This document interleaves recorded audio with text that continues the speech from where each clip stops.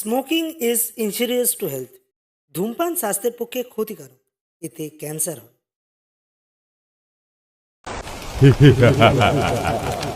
আমাদের গ্রামের শেষে একটা পুরনো বট গাছ আছে। দিনের বেলায় ওটা শুধু একটা গাছ, কিন্তু রাত নামলে ওটার ছায়া যেন বদলে যায়।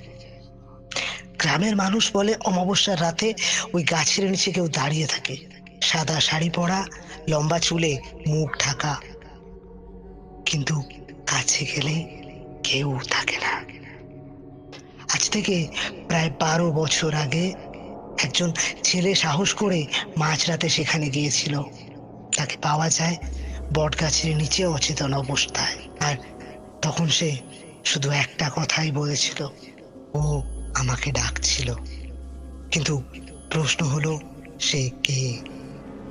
নমস্কার, দীপনারায়ণ চৌধুরী রয়েছে গল্পদ্বীপের আড্ডা ভূতের স্পেশাল আজকের এপিসোডে। আমাদের আজকের গল্প শ্মশানের বটগাছ। গল্প পাঠ সহেলি, গল্পের সূত্রধর আমি দীপ থাকছি আপনাদের সঙ্গে। শুরু হচ্ছে আজকের গল্প শ্মশানের বটগাছ। পশ্চিমবঙ্গের এক ছোট্ট গ্রাম, চারিদিকে ধান ক্ষেত, কাঁচা রাস্তা আর নদীর পাড়ে এক পুরনো শ্মশান। সেই শ্মশানের মাঝখানে দাঁড়িয়ে আছে বিশাল এক বটগাছ। গ্রামের মানুষ বলে সূর্য ডোবার পর ওই পথ দিয়ে কেউ যায় না, কারণ রাত হলেই নাকি বটগাছের ডালে দেখা যায় এক সাদা কাপড় পরা মেয়েকে। লম্বা চুল, মুখ দেখা যায় না, হালকা বাতাসে তার চুল ওড়ে, আর দূর থেকে ভেসে আসে কান্নার শব্দ। একদিন গ্রামের দুই বন্ধু রাকেশ আর বাবলু হাসতে হাসতে বলল, ভূত বলে কিছু নেই, আজ প্রমাণ করব। পূর্ণিমার রাত, লণ্ঠন হাতে তারা পৌঁছলো শ্মশানের কাছে। রাত ঠিক 12টা। হঠাৎ সব শব্দ থেমে গেল। কুকুরের ডাক বন্ধ, বাতাস ঠান্ডা, বটগাছের ডাল নিজে নিজেই দুলছে, লণ্ঠনের আলো কাঁপছে। তারপর ফিসফিসে গলায় বলল, কে এলে? বাবলুর হাত থেকে লণ্ঠন পড়ে গেল। রাকেশ কাঁপতে কাঁপতে গাছের দিকে তাকালো। ডালের উপর সাদা এক অবয়ব, চুলে ঢাকা মুখ। ধীরে ধীরে সে মাটির দিকে নামছে, কিন্তু তার পা মাটিতে ছোঁয় না।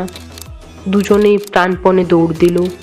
দৌড়ানোর শব্দ, হাঁপানোর শব্দ পাওয়া যাচ্ছে। পেছন থেকে ভেসে এলো এক অদ্ভুত শব্দ, হাসি না কান্না বোঝা গেল না।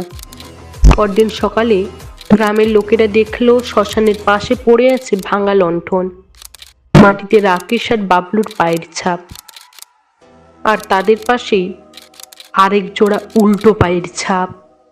তারপর থেকে রাকেশ আর বাবলু কখনো রাতে বেরোয় না, আর পূর্ণিমা এলেই গ্রামের মানুষ আজও বটগাছের দিকে তাকাতে ভয় পায়। নমস্কার, আমাদের পক্ষ থেকে শ্মশানের বটগাছের এটুকুই গল্প দেওয়ার ছিল আপনাদের কাছে। আপনারা যারা এতক্ষণ ধরে আমাদের গল্পটি শুনলেন, আপনাদের সবাইকেই জানাই অসংখ্য ধন্যবাদ। আমাদের গল্প কেমন লাগলো অবশ্যই জানাবেন। আর আপনারাও যদি এমন কোনো ঘটনার সাক্ষী হয়ে থাকেন বা জেনে থাকেন এমন কোনো গল্প, তাহলে আমাদের ইমেল আইডিতে মেল করতে পারেন অথবা কমেন্ট বক্সে জানিয়ে দিতে পারেন। একদিন আমাদের এই গল্পদ্বীপের আড্ডা থেকেই প্রকাশ করা হবে আপনাদের গল্প। নমস্কার, আজকের মতো আসি। দেখতে থাকুন আমাদের পরবর্তী এপিসোডগুলো। আর সবগুলো কেমন লেগেছে অবশ্যই জানাবেন। আজকেরটাও কেমন লাগলো জানাতে একদমই ভুলবেন না। সুস্থ থাকবেন, ভালো থাকবেন, সতর্ক থাকবেন, আর আমাদের সঙ্গে থাকবেন।